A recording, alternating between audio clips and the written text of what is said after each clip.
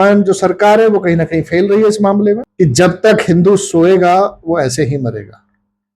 मेरा मानना है कि बंगाल में अगर मुसलमान हिंदुओं को मार रहे हैं तो यूपी में हिंदू मुसलमान को मारना शुरू कर दें, शांति हो जाएगी बिल्कुल। पाकिस्तान में अगर हिंदू के साथ कुछ है तो भारत में मारना शुरू कर दो, 60-70 जो कंट्री है ना सब में शांति अपने आप आ जाएगी। यथा को तथा जब तक नहीं होगा कोई काम नहीं होने वाला। तो हम तो अभी भी सरकार से इसी बात को कहते हैं कि भाई जैसे इजराइल कर रहा है ना, ठोक रहा है, मार रहा है, बिल्कुल ऐसे ही करिए। और नहीं करते हैं तो फिर छोड़ दीजिए।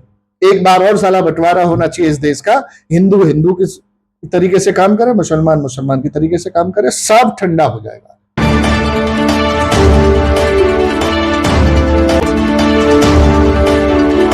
नमस्कार दोस्तों, आप देख रहे हैं एएमबी न्यूज। दोस्तों, जैसा कि जम्मू कश्मीर पहलगांव में 26 हिंदुओं को धर्म पूछकर और उनके कपड़े उतरवाकर कलमा पढ़वाकर उनको गोली मार दी गई। इतना घोर निंदनीय कार्य हिंदुओं के साथ हुआ। तो इसी पर हम जानना चाहेंगे, जैसा कि हमारे साथ हैं क्राइम फ्री इंडिया फोर्स के संस्थापक महोदय श्री शिवराज शर्मा जी। सर, क्या कुछ कहना है ये इतना निंदनीय कार्य जो भारत में हुआ है आतंकवादियों के माध्यम से, क्या कुछ कहेंगे इस पर? देखिए जी, पहलगाम पर जो घटना हुई है, पहली बात तो पूरी दुनिया हिली हुई है। हम तो निंदा ही कर सकते हैं, क्योंकि जब हमारे ऊपर सरकार है तो सरकार के ऊपर से तो हम हो ही नहीं सकते। और मुख्यतः इस समय ना देश में दो घटना सबसे बड़ी घटना हुई है। एक तो ये पहलगाम की है, और पिछले वीक आपने देखा बंगाल की भी घटना है। मैं दोनों घटना को जोड़ूंगा। विशेष समुदाय है, वो जो इस्लाम के अनुयायी हैं, वो उनके द्वारा ये सारी हरकतें हो रही हैं। वहां पे भी सेम घटना थी कि जो हिंदू की दुकान है उसके सामने मतलब कलरफुल कुछ ब्लैक कलर का एक निशान लगा दिया, रात में आग लगा रहे हैं, लूट रहे हैं। तो वहां पे भी इंडिकेट किया कि हिंदू की दुकान है। पहलगांव पे भी मारा है, भाई नाम पूछा, नाम के बाद में कलमा पढ़ना या उनका जो भी एक अधिकारी से तो कपड़े उतरवा के भी उन्होंने देखे हैं ये खतना हो रहा क्या नहीं हो रहा। तो ये टारगेट स्पेशल हिंदुओं को कर रहे हैं। तो दोनों घटना मैच करती है।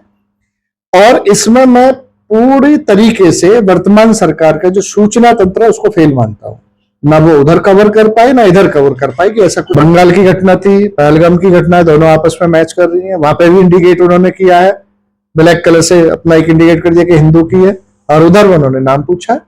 और जब वो नाम पूछ रहे हैं और इंडिकेट कर रहे हैं दुकान पे, तो इसका सीधा सा मतलब है कि हिंदू को टारगेट किया जा रहा है। और वर्तमान जो सरकार है वो कहीं ना कहीं फेल रही है इस मामले में। फिर भी मैं मानता हूं कि कल उन्होंने आपातकाल बैठक बुला के बहुत सारी जो पाकिस्तान के साथ छतियां थी वो खत्म करी हैं, कुछ उन्होंने और अच्छा करने की कोशिश करी है, और मुझे पूर्ण आशा भी है कि कुछ अच्छा करेंगे। वैसे मैं एक बात जरूर कहना चाहूंगा कि जब तक हिंदू सोएगा वो ऐसे ही मरेगा। मेरा मानना है कि बंगाल में अगर मुसलमान हिंदुओं को मार रहे हैं तो यूपी में हिंदू मुसलमान को मारना शुरू कर दें, शांति हो जाएगी बिल्कुल। पाकिस्तान में अगर हिंदू के साथ कुछ है तो भारत में मारना शुरू कर दो, 60-70 जो कंट्री है ना सब में शांति अपने आप आ जाएगी। यथा को तथा जब तक नहीं होगा कोई काम नहीं होने वाला। और हम तो 10-15 साल से कहते आ रहे हैं इस सरकार से, वक्फ बोर्ड के बहाने यहाँ पे बात कर रहे हैं। भाई जब ये हिंदू राष्ट्र था, एक विशेष समुदाय की वजह से पाकिस्तान अलग बना, तो यह वक्फ कैसे रह गया? वक्फ चलो रह भी गया किसी वजह से, तो यह हिंदू आयोग बनाना था। हमने तो इसी बात को लेकर आज से 12 साल पहले विश्व हिंदू बोर्ड बना के खड़ा कर दिया था। सरकार को तब भी कहते थे हम लोग 2012-14 में जो तैयारी करते थे, अब इस बात की घोषणा करिए। तो कई सारी चीजें, जैसे अलीगढ़ मुस्लिम यूनिवर्सिटी का मुद्दा उठाया इन्होंने अभी 2 साल पहले, हमारा 12 साल पहले का आप यूट्यूब पे पढ़ के देख लीजिए। 12 साल पहले हम इस बात को बोल चुके थे ये चीजें होनी चाहिए। तो हम तो अभी भी सरकार से इसी बात को कहते हैं कि भाई जैसे इजराइल कर रहा है ना, ठोक रहा है, मार रहा है, बिल्कुल ऐसे ही करिए। और नहीं करते हैं तो फिर छोड़ दीजिए। एक बार और साला बंटवारा होना चाहिए इस देश का। हिंदू हिंदू की तरीके से काम करे, मुसलमान मुसलमान की तरीके से काम करे, सब ठंडा हो जाएगा। इस प्रकार से तो पूरे भारतवर्ष में अशांति फैल जाएगी। नहीं, अशांति क्या फैलेगी? जैसे 4 उधर मारे, इधर मार दो, आज परसों शांति में आ जाए। जितने भी हमारे यहाँ लोग, मैं अगर यहाँ रहता हूं तो मैं यहाँ मारना शुरू कर दूंगा ना, तो उधर शांति हो जाएगी। कारण सिर्फ इतना ही है कि हम लोग रिप्लाई नहीं कर पा रहे हैं। हम लोग भाईचारे की नींव पहले से जमाए बैठे, और भाईचारे की नींव की वजह से जो अखंड भारत होता था, चाहे अफगानिस्तान है, चाहे म्यांमार है, चाहे श्रीलंका है, चाहे नेपाल है, या पाकिस्तान है, बांग्लादेश है, या तिब्बत है, तो वो भारत के हिस्सा हुए ना। तो भाई एक बार और कर लो, अगर ऐसे करके कुछ मिलता है तो। जैसा कि लगभग 26 लोगों को गोली मारकर हिंदुओं को, लोगों को नहीं हिंदुओं को खत्म कर दिया गया, क्या ये 26 लोग मारने से क्या हिंदू खत्म हो जाएंगे भारतवर्ष से? बात ये नहीं कि 26 मरेंगे, बात ये है कि बंगाल में भी तो बहुत सारे लाखों की संख्या है, फिर भी वो पलायन कर रहे हैं, क्योंकि हम हथियार चलाने से डरते हैं। तो जब तक हम ऐसे डरेंगे ना, ये 26 के 52 भी करेंगे। मैं कह रहा हूं 26 के 2 पॉइंट से 2.5 आदमी मार दो कोई, इनके पता लग जाएगा। और मैं तो उस विशेष समुदाय के सभी लोगों से कहना चाहूंगा जो ये कहते हैं ना कि आतंकवाद का कोई धर्म नहीं होता, मैं बिल्कुल कठोर उससे कहता हूं कि आतंकवाद का धर्म होता है, और वो होता है इस्लाम। या तो वो लोग विरोध करना सीखे। वैसे किसी एक मौलवी ने फतवा अभी जारी किया है कि तो भी ऐसा आदमी हो, उसका कलमा ना पढ़ा जाए, उसको मतलब कब्र नहीं मिलनी चाहिए, उसकी अर्थी नहीं निकलनी चाहिए। अगर ये ऐसा करने लगेंगे तो उनके बच्चे सुधर जाएंगे। जब ये सपने ही दिखाएंगे कि मरने के बाद 72 उम्रें मिलेंगी, तो जब स्वर्ग ही उनको वहां नसीब हो रहा तो यहाँ ऐसा क्यों नहीं करेंगे। तो बात 26 की नहीं है। मेरी देश के लोगों से सभी से एक बात की अपील है कि वहां न जाति पूछी गई, न वहां कुछ पूछा गया, ना स्टेट पूछा, ना जाति पूछी, ना कुछ पूछा। वहां हिंदू और मुसलमान की बात थी। जो मुसलमान नहीं था उसको गोली मार दी। मेरा सभी से लास्ट में एक निवेदन रहेगा, भाई सब संगठित रहिए, सनातन पद्धति को मानिए, हिंदुत्व को मानिए, और दूसरा रिप्लाई करना सीखिए।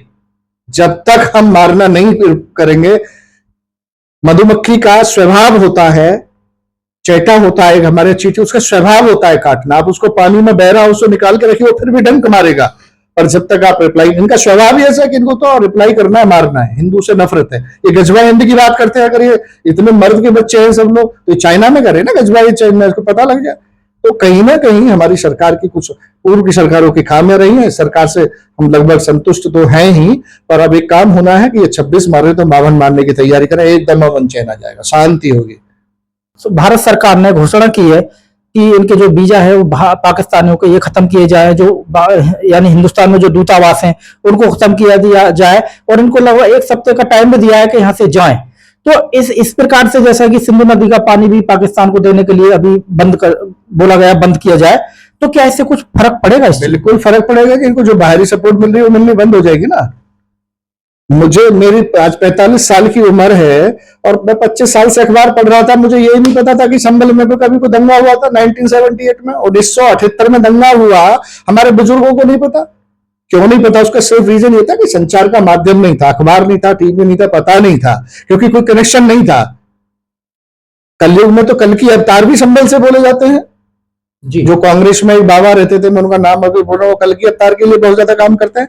तो जब इनका सूचना तंत्र, उच्चायोग, जितने भी यहाँ पे दूतावास है वो बंद हो जाएंगे, तो मैं समझता हूँ कि सपोर्ट मिलनी बंद हो जाएगी। और सपोर्ट मिलनी जब आदमी को बंद हो जाती है ना, जिसकी बैक सपोर्ट, तो वो बिल्कुल अस्थिर हो जाता है, और अस्थिर होकर सही तरीके से काम करता है। तो ये बिल्कुल सही डिसीजन है, और मैं कहता हूँ आगे भी नहीं होना चाहिए। जो पूर्व में संधि हो गई थी कि रेल चला दी, बॉर्डर की कुछ सीमाएं खोल दी, उसी का तो नतीजा हम भुगत रहे हैं कि पाकिस्तान के 5 आदमी आए और यहाँ पे वो 26 को मार के चले गए। ये सब चीज खत्म होगी, सब कुछ ऑटोमेटिक बंद हो जाएगा।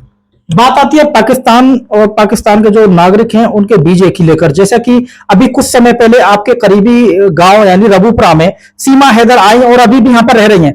जब सरकार ने कहा है कि इनको यहाँ से भगाया जाए, तो क्या सीमा हैदर को भी पाकिस्तान भेजा जाए? देखिए, सीमा दो बातें होती है।